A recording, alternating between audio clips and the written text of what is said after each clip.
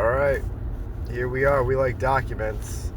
This is an email that was sent to me, as you can see, from Karen Melton Stewart. Karen Melton Stewart is a former 28-year NSA veteran who was kind and gracious enough to communicate with me about Lockheed Martin, and she sent me a PDF report. She had hired a private investigator, and that PDF report is in the email that you're looking at. So you can see it's from Karen Stewart. You can see that it's to me, Thomas Kimball. That's my email, 3dayair@gmail.com. Karen was incapacitated. And if you want to verify that, the person who reported it is Dr. Catherine Horton under the handle Stop007 on Truth Social.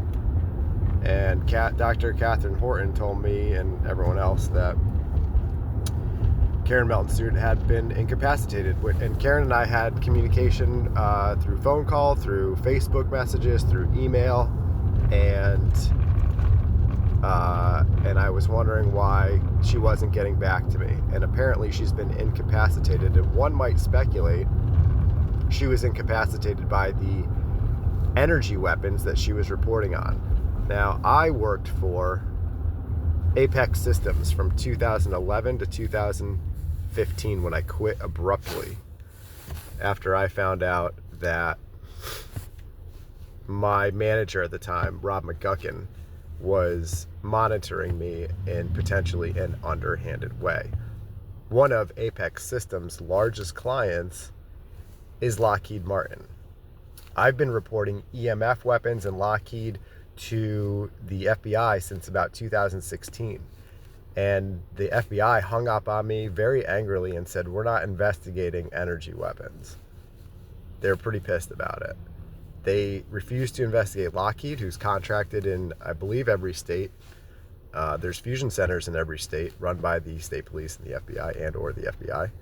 And no one's investigating. And Karen Melton Stewart has been incapacitated. So this is the PDF. You know, I'm making this video so you guys can see what I'm talking about.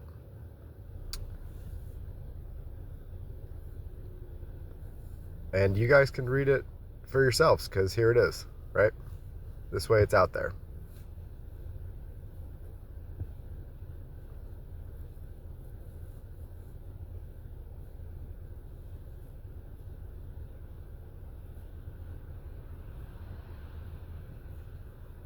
I've reported this to local, state, and federal entities. The United States Attorney's Office out of New Haven, Connecticut, Governor Lamont, what a joke.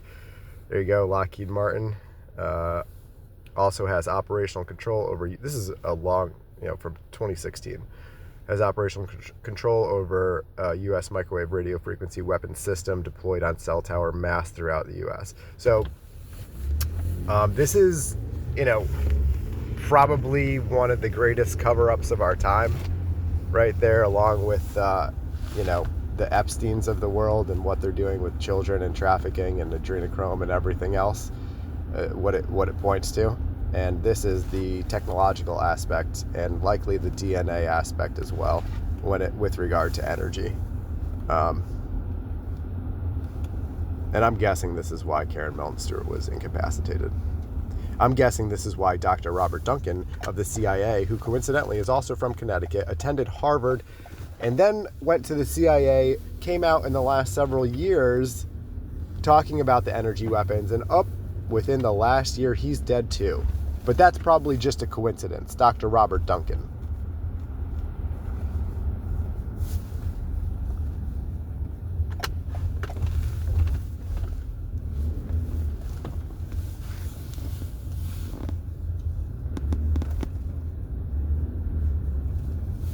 So this has been reported, local, state, federal, nobody's investigating because they're all in on it covering it up. This seems like a credible PI report that would warrant some type of investigation, especially when multiple people from different areas are implicating Lockheed. On the surface, Lockheed Martin appears to be above board company. Yeah, right? They're a Department of Defense contractor. Yeah, they're a big boy. Apex had like 3 reps, I think, facilitating that account, was my understanding. I wasn't one of them. I didn't work directly with Lockheed. But those people that were on site, especially I think the reps and for sure the contractors, had to have super clearances to be on site. Super high level clearances. So it says below the surface, it is the real story of how they are masterminds of gang stalking and etc. Saying teams of black ops are especially trained in these techniques.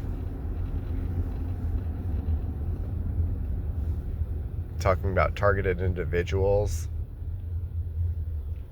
And I don't know. These are real names.